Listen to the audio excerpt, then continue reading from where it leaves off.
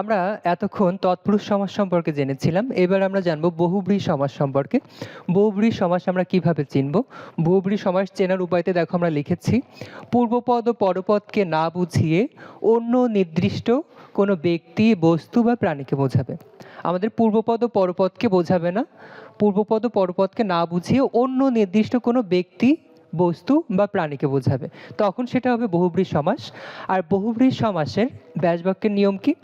পূর্বপদ যোগ পরপদ যোগ যার, যাদের অথবা যিনি। এখন আমরা যদি একটা উদাহরণ করি, দেখো উদাহরণ দিলে তোমরা বুঝতে পারবা।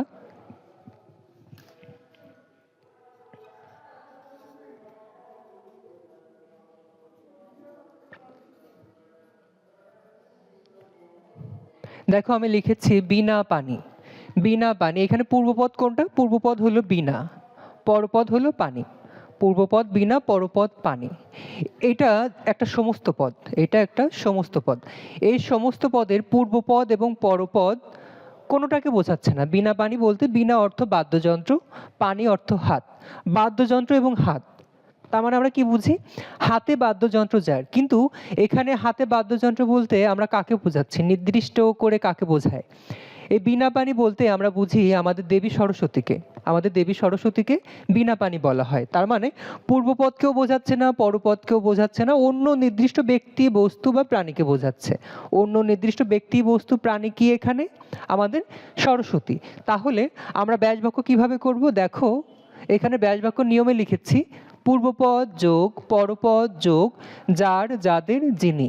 তাহলে আমি সূত্র অনুযায়ী লিখলাম পূর্বপদ। পূর্বপদে আমাদের কি আছে? বিনা। পরপদ কি আছে? পানি।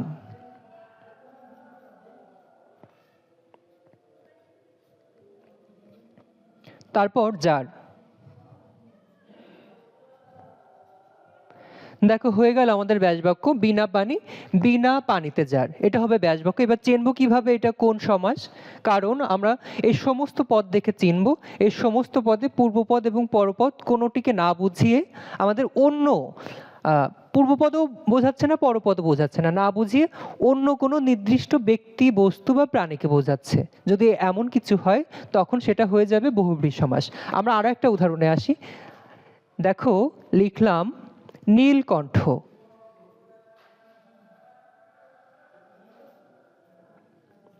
নীলকণ্ঠ, আমাদের এখানে দেখো পূর্বপদ নীল, পরপদ কণ্ঠ। নীলকণ্ঠ, নীলকণ্ঠ মানে যার কণ্ঠ নীল। কিন্তু এই নীলকণ্ঠ দ্বারা কাকে বোঝায়? নীলকণ্ঠ দ্বারা নির্দিষ্ট ব্যক্তি বা বস্তুকে বোঝায় বা প্রাণীকে বোঝায়। সেটা হলো কে? নির্দিষ্ট ব্যক্তিকে শিব ঠাকুর। শিব বলা হয় নীলকণ্ঠ, নীলকণ্ঠের অধিকারী। তাহলে এখানে ব্যাসবাক্য কি হবে? ব্যাসবাক্য পূর্বপদ আমি লিখলাম নীল, পরপদ কণ্ঠ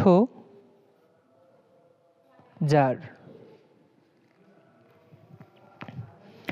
তারপর দেখো আমি লিখেছি নীলকণ্ঠ, নীলকণ্ঠ যার। একইভাবে আমি যদি বলি কর্ণফুলী, কর্ণফুলী কি হবে?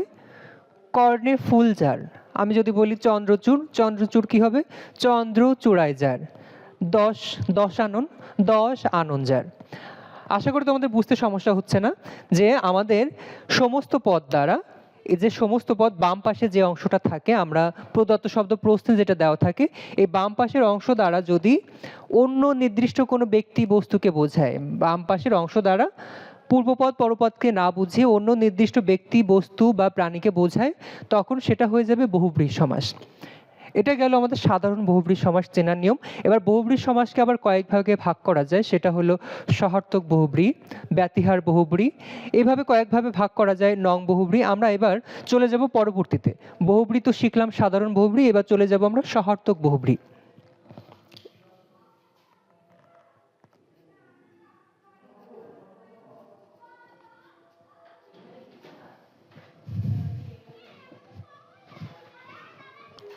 এবার দেখো সহার্থক বহুব্রীহি আমি লিখেছি। সহার্থক বহুব্রীহি চেনার উপায় কি? আমাদের মূল শব্দের পূর্বে যদি দন্ত স থাকে, মূল শব্দের পূর্বে যদি দন্ত স থাকে, তাহলে সেটা সহার্থক বহুব্রীহি হয়। মূল শব্দের পূর্বে যদি দন্ত স থাকে তাহলে সেটা সহার্থক বহুব্রীহি হয়। এবং সহার্থক বহুব্রীহি সমাসের ব্যাসবাক্যের নিয়ম, মূল শব্দ যোগ র এর বিভক্তি যোগ সহিত বর্তমান। মূল শব্দ যোগ র এর বিভক্তি আমরা যোগ করব, সাথে সহিত বর্তমান। আমরা যদি উদাহরণ করি, দেখো আমরা সবসময় বলে থাকি আমি সশরীরে উপস্থিত ছিলাম। সশরীর,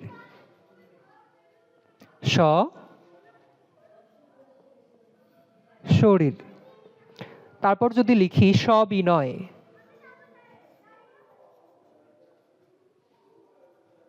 সবিনয়। যদি লিখি সজল,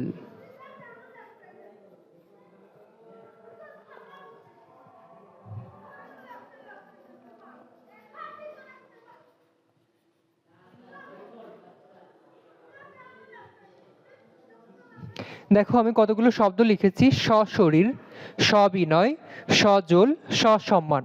আমাদের সহার্থক বহুব্রী চেনার উপায়তে ছিল মূল শব্দের পূর্বে দন্ত স থাকবে। দেখো আমাদের মূল শব্দ শরীর, শরীরের পূর্বে দন্ত স আছে। মূল শব্দ বিনয়, বিনয়ের পূর্বে দন্ত স, সবগুলোর পূর্বে মূল শব্দ জল, জলের পূর্বে দন্ত স, সম্মানের পূর্বে দন্ত স, সসম্মান। আমরা মূল শব্দের পূর্বে দন্ত স পেয়েছি, তার মানে এটা আমরা চিনে গেলাম এটা সহার্থক বহুব্রী সমাস। এবার সহার্থক বহুব্রী সমাসের ব্যাস বাক্যের নিয়ম কি হবে? মূল শব্দ সঙ্গে র এর বিভক্তি যোগ করব, যোগ সহিত বর্তমান। তাইলে আমরা যদি সশরীরের ব্যাস বাক্য করতে যাই তাহলে এটা কি হবে? মূল শব্দ মূল শব্দ হলো শরীর,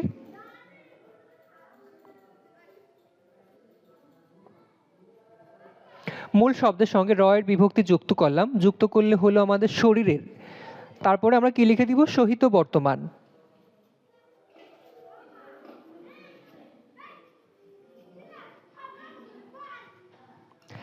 একইভাবে দেখো সবিনয়, মূল শব্দের সঙ্গে র এর যোগ সহিত বর্তমান। তাহলে কি হবে? বিনয়ের সাথে যদি র এর যোগ করি তাহলে হবে বিনয়ের সহিত বর্তমান।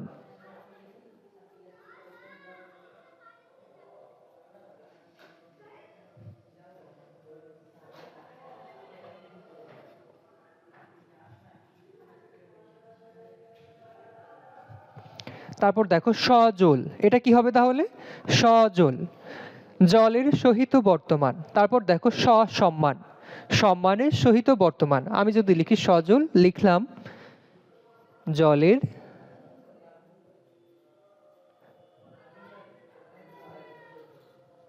সহিত বর্তমান, সসম্মান, সম্মানের সহিত বর্তমান।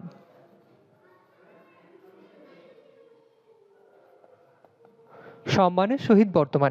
এটা ছিল আমাদের সহার্থক বহুব্রী চেনার নিয়ম এবং ব্যাস বাক্যের নিয়ম আমরা সব করলাম। চেনার উপায়তে আমরা কি পেয়েছি? মূল শব্দের পূর্বে দন্ত স থাকলে সেটা সহার্থক বহুব্রী, এবং ব্যাস বাক্যের নিয়মে পেয়েছি মূল শব্দের সঙ্গে র এর বিভক্তি যোগ করব এবং সহিত বর্তমান যোগ করে দিলেই হয়ে যাবে। আমরা কতগুলো শব্দ পেয়েছি? এই শব্দের ব্যাস বাক্য যখন করতে চাই, দেখো আমাদের মূল শব্দ ছিল সশরীরের, মূল শব্দ ছিল শরীর, শরীরের সঙ্গে যোগ ছিল স পূর্বে। সশরীর আমাদের কি হচ্ছে? ব্যাস বাক্যের নিয়মে প্রথমে মূল শব্দ সঙ্গে র এর বিভক্তি যোগ করলাম, র এর বিভক্তি যোগ করলে হলো শরীরের, তারপর সূত্র অনুযায়ী সহিত বর্তমান। একইভাবে সবিনয়, সজল, সসম্মান আমরা সবগুলো পেয়েছি। সবিনয় কি হবে? বিনয়ের সহিত বর্তমান, সজল জলের সহিত বর্তমান, সসম্মান সম্মানের সহিত বর্তমান। এটা ছিল আমাদের সহার্থক বহুব্রী। আমরা এবার চলে যাব ব্যতিহার বহুব্রী সম্পর্কে। ব্যতিহার বহুব্রী,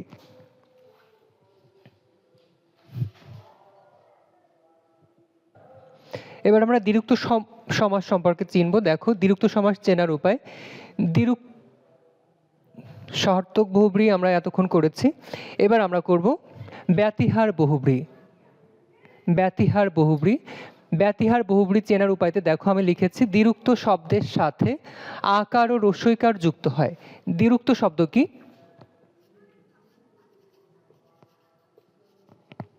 দ্বিরুক্ত শব্দ কি? একই শব্দ দুইবার উক্ত হয়েছে এমন শব্দকে দ্বিরুক্ত শব্দ বলে। যেমন চুলাচুলি, চুল চুল, একই শব্দ, মূল শব্দ হলো চুল, চুলকে যদি আমি দুইবার উক্ত করি, একই কথাকে দুইবার উক্ত করাকে বলতেছি আমরা দ্বিরুক্ত শব্দ। এবং দ্বিরুক্ত শব্দের সঙ্গে যদি আকার ও রস্যইকার যুক্ত হয়, দ্বিরুক্ত শব্দের সঙ্গে যদি আকার ও রস্যইকার যুক্ত হয় তখন সেটা ব্যতিহার বহুব্রী সমাস হয়। আমরা ব্যতিহার বহুব্রী সমাসের ব্যাসবাক্য কিভাবে করব? ব্যাসবাক্য নিয়মে দেখো, মূল শব্দ যোগ মূল শব্দ যোগ বিভক্তি যোগ যে কথা যে লড়াই, এটা আমাদের কতগুলো শব্দ লিখেছে, এটা যেটা প্রযোজ্য সেটা লিখব। আমরা উদাহরণ দিলে ক্লিয়ার হয়ে যাবে। দেখো কতগুলো দ্বিরুক্ত শব্দ আমরা ব্যবহার করি। যদি লিখি চুলাচুলি,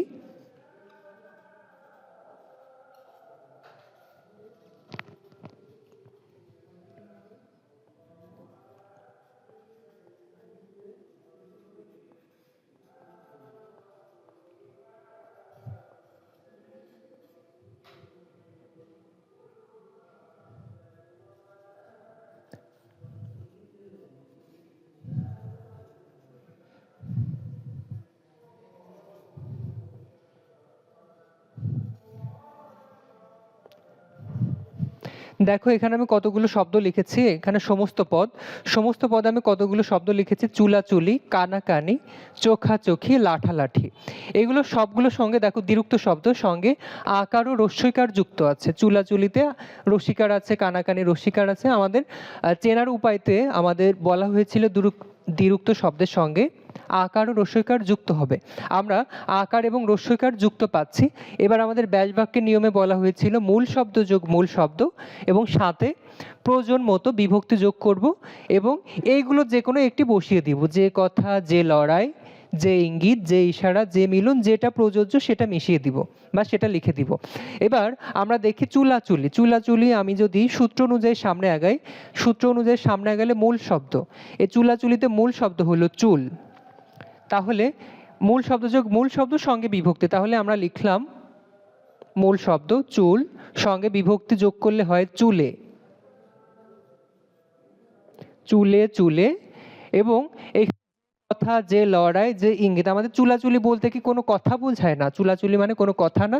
যে লড়াই, যে ইঙ্গিত, যে ইশারা, যে মিলন, ভাব, ক্রিয়া, মারামারি। চুলাচুলি বলতে কি বুঝি? আমরা মারামারিকে বুঝি। মেয়েরা যখন মারামারি করে তখন সেটাকে বলা হয় চুলাচুলি। তাহলে এটা কি লিখতে পারি? চুলে যে লড়াই অথবা মারামারি, আমরা লড়াই লিখলাম। তারপর দেখো কানাকানি লিখেছি, কানাকানি। এখানে মূল শব্দ কি? মূল শব্দ হলো কান। কানের সঙ্গে যদি আমি বিভক্তি যোগ করি তাহলে হয় কানে, কানে। মূল শব্দ যোগ মূল শব্দ, আমরা লিখলাম মূল শব্দ যোগ মূল শব্দ কানে। এবং এইখান থেকে যে কোনো একটা নিয়ে নিব। কানাকানি কাকে বলে? যে ইঙ্গিত, ইশারা, মিলন, ভাব। কানাকানি কি? কানাকানি হলো যে কথা, কানে যে কথা হয় সেটাকে আমরা কানাকানি বলি। তাহলে কি লিখব? কানে যে কথা। তারপর দেখো চোখাচোখি, এটাও একইভাবে মূল শব্দ যোগ মূল শব্দ লিখলাম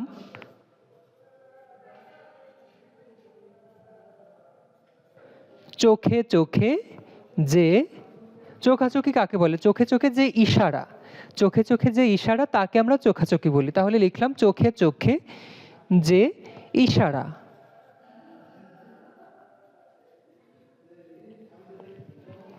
তারপর লাঠালাঠি আমরা কাকে বলি? মারামারিকে বলি। লাঠালাঠি তাহলে কি হবে? লাঠিতে যে লড়াই,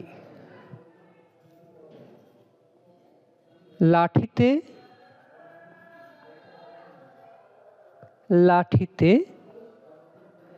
যে লড়াই। তাহলে আমরা কি পেলাম? ব্যতিহার বহুব্রী সমাসে আমরা চেনার উপায়তে পেয়েছি দ্বিরুক্ত শব্দ থাকবে এবং দ্বিরুক্ত শব্দের সঙ্গে আকার এবং রস্যইকার যুক্ত হবে। আমরা পেয়েছি দ্বিরুক্ত শব্দের সঙ্গে আকার এবং রস্যইকার। এবং ব্যাসবাক্যের নিয়মে আমরা পেয়েছি মূল শব্দ যোগ মূল শব্দ এবং মূল শব্দের সঙ্গে বিভক্তি যোগ হবে, বিভক্তি আমরা যোগ করেছি। এবং সাথে যে কথা, যে ভাব, লড়াই, আমাদের সমস্ত পদের সঙ্গে যেটা প্রযোজ্য, যেটা যায় আমরা সেটা লিখব। আমাদের চুলাচুলিতে আমাদের এখানে হয়েছে লড়াই, কারণ চুলাচুলি একটা মারামারির প্রক্রিয়া। কানাকানি হলো কথা, যে কথা হয়, আমরা লিখেছি কানাকানি, কানে যে কথা। তারপর দেখো চোখে যে ইশারা, লাঠিতে যে লড়াই। এটা ছিল ব্যতিহার বহুব্রী সমাস, চেনার উপায়, ব্যাসবাক্য, নিয়ম এবং উদাহরণ। এবার আমরা চলে যাব নং বহুব্রী সমাসে। এর আগে আমরা নং তৎপুরুষ সমাস সম্পর্কে জেনেছিলাম, এখন আমরা জানব নং বহুব্রীহি সমাস সম্পর্কে। আমরা বলেছিলাম নং নং অর্থাৎ নাবাচক অথবা নেতিবাচক, না অথবা নেতিবাচক, লিখলাম নেতিবাচক। নং মানেই নেতিবাচক। আমরা এর আগে করেছি নং তৎপুরুষ সমাস মানে নেতিবাচক তৎপুরুষ। এবার আমরা করব নং বহুব্রীহি সমাস। আমাদের নং তৎপুরুষ যেভাবে করেছিলাম নং বহুব্রীহি সেম টু সেম একই, শুধু ব্যাস বাক্য যখন করব ব্যাস বাক্যে একটু পার্থক্য আছে। একটু পার্থক্য কোথায়? ব্যাস বাক্যের শেষে আমরা যার অথবা যাদের বসাবো, যার অথবা যাদের। এর আগে আমরা তৎপুরুষ সমাস এর আগে যখন আমরা নং তৎপুরুষ সমাস করেছিলাম, নং তৎপুরুষ সমাসের সবকিছু সেমই ছিল, একই। শব্দের শুরুতে নেই জাতীয় উপসর্গ যুক্ত থাকবে, এবং যখন আমরা ব্যাস বাক্য করব তখন না নেই নয় আগে যোগ করব, তারপর মূল শব্দ শেষ। কিন্তু আমরা যখন করতেছি নং বহুব্রীহি সবকিছু প্রসেস একই, শুধু আমাদের এক্সট্রা যোগ হচ্ছে এই অংশটা, এক্সট্রা যোগ হচ্ছে এই অংশটা। নং তৎপুরুষ এবং নং বহুব্রীহি দুইটা একই, শুধু ব্যাস বাক্যে একটু পার্থক্য, সেটা হলো যার অথবা যাদের। এবার আমরা যদি উদাহরণে যাই, কয়েকটা উদাহরণ করি। উদাহরণে লিখলাম বেওয়ারিশ। বেওয়ারিশ। আমরা যখন নং তৎপুরুষ সমাস করেছিলাম তখন আমরা কি লিখেছিলাম? নেই ওয়ারিশ। তখন লিখেছিলাম নেই ওয়ারিশ।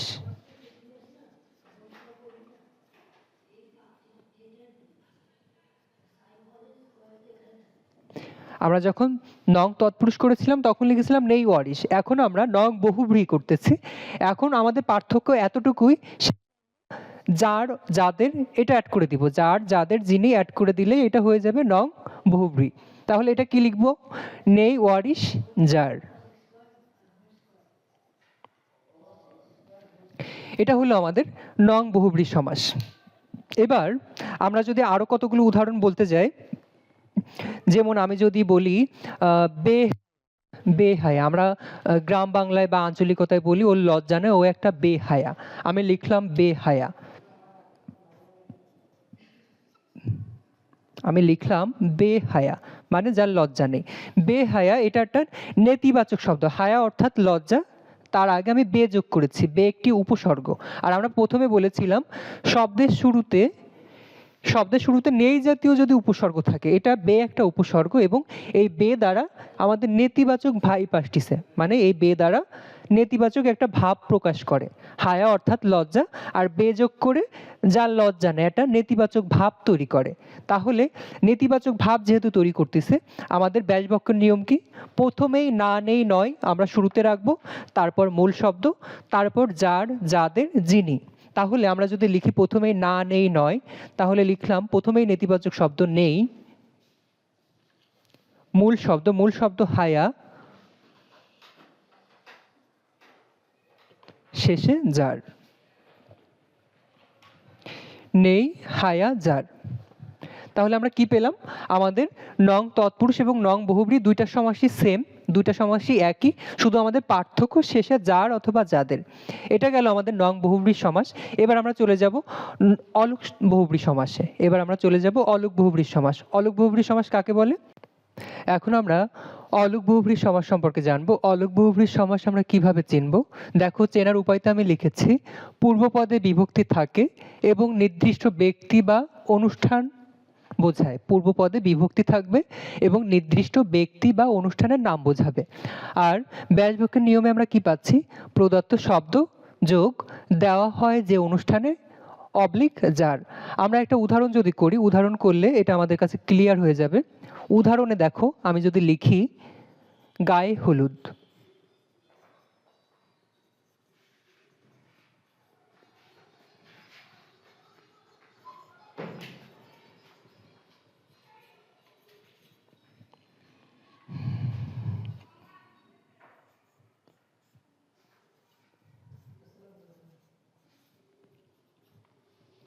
দেখো আমি লিখেছি গায়ে হলুদ, মুখে হাতে বেরি।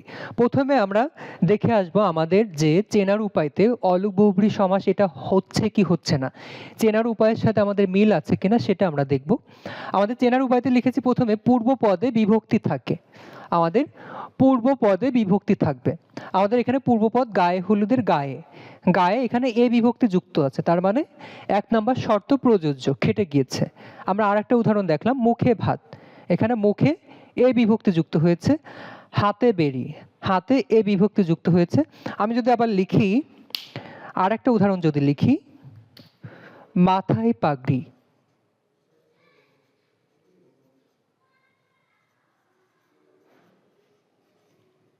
মাথায় পাগড়ি, দেখো এখানে কি বিভক্তি যুক্ত হলো, অন্তঃস্থ বিভক্তি যুক্ত হয়েছে। আমাদের 1 নাম্বার শর্ত প্রযোজ্য, পূর্বপদে বিভক্তি যুক্ত থাকবে, আমাদের পূর্বপদে বিভক্তি যুক্ত আছে। এবার তারপরে দেখি নির্দিষ্ট ব্যক্তি বা অনুষ্ঠানের নাম বোঝাবে, নির্দিষ্ট ব্যক্তি বা অনুষ্ঠানের নাম বোঝাবে। গায়ে হলুদ, গায়ে হলুদ একটা নির্দিষ্ট অনুষ্ঠান, বিয়ের আগে গায়ে হলুদ দেওয়া হয় যে রিচুয়ালটা, তাকে বলি আমরা গায়ে হলুদ, এটা একটা অনুষ্ঠান। মুখে ভাত, মুখে ভাতও একটা অনুষ্ঠান, মুখে ভাতকে আমরা অন্নপ্রাশন বলে থাকি। বাচ্চার বয়স 6 মাস বা 1 বছর হলে তার মুখে যে প্রথম ভাতটা দেওয়া হয় সেটা নিয়ে আমরা ঘটা করে যে অনুষ্ঠান করি তাকে বলা হয় মুখে। তারপর দেখো হাতে বেরি, হাতে বেরি মানে হাতে হাত করা বা হ্যান্ডকাপ পরানো হয় যেটাকে, সেটাকে বলি হাতে বেরি। এটা নির্দিষ্ট অনুষ্ঠান বোঝাচ্ছে না, কারণ হাতে বেরি কোনো অনুষ্ঠান না, কোনো ঘটা করে অনুষ্ঠান করে কারোর হাতে বেরি দেওয়া হয় না, এটা নির্দিষ্ট ব্যক্তিকে বোঝাচ্ছে। আমি অপরাধী, পুলিশ আমাকে হ্যান্ডকাপ পরিয়ে নিয়ে যাচ্ছে, হ্যান্ডকাপের বাংলা হলো বেরি, পুলিশ আমাকে বেরি পরিয়ে নিয়ে যাচ্ছে, এখানে নির্দিষ্ট ব্যক্তিকে বোঝাচ্ছে। এবং মাথায় পাগড়ি, মাথায় পাগড়ি বিয়েতে দেওয়া হয়, এটা নির্দিষ্ট একটা অনুষ্ঠান, নির্দিষ্ট একটা অনুষ্ঠান। তাহলে আমরা ব্যাসবাক্যতে যদি যাই, ব্যাসবাক্যতে আমাদের বলা আছে প্রদত্ত শব্দ, প্রদত্ত শব্দ প্রথমে লিখতে হবে। এখানে মূল শব্দের কথা বলেনি, প্রদত্ত শব্দের কথা বলেছে। প্রদত্ত শব্দে আছে গায়ে হলুদ, আমরা পুরোটাই লিখবো প্রদত্ত শব্দ গায়ে হলুদ।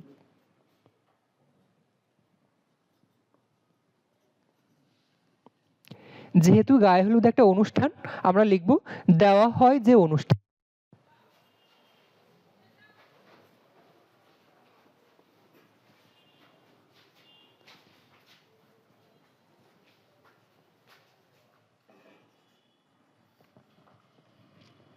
এরপর দেখো মুখে ভাত, একইভাবে প্রদত্ত শব্দ মুখে ভাত, মুখে ভাতে প্রদত্ত শব্দ পুরোটাই লিখবো, মুখে ভাত লিখলাম, মুখে ভাত, মুখে ভাত। মুখে ভাত যেহেতু একটা অনুষ্ঠান, তাহলে লিখবো দেওয়া হয় যে অনুষ্ঠানে, দেওয়া হয় যে অনুষ্ঠানে। হাতে বেরি, প্রদত্ত শব্দ লিখবো, প্রদত্ত শব্দ হাতে বেরি। যেহেতু এটা কোনো অনুষ্ঠান, এটা নির্দিষ্ট ব্যক্তিকে বোঝাচ্ছে, সুতরাং এখানে লিখবো যার, হাতে বেরি যার। মাথায় পাগড়ি, একইভাবে মাথায়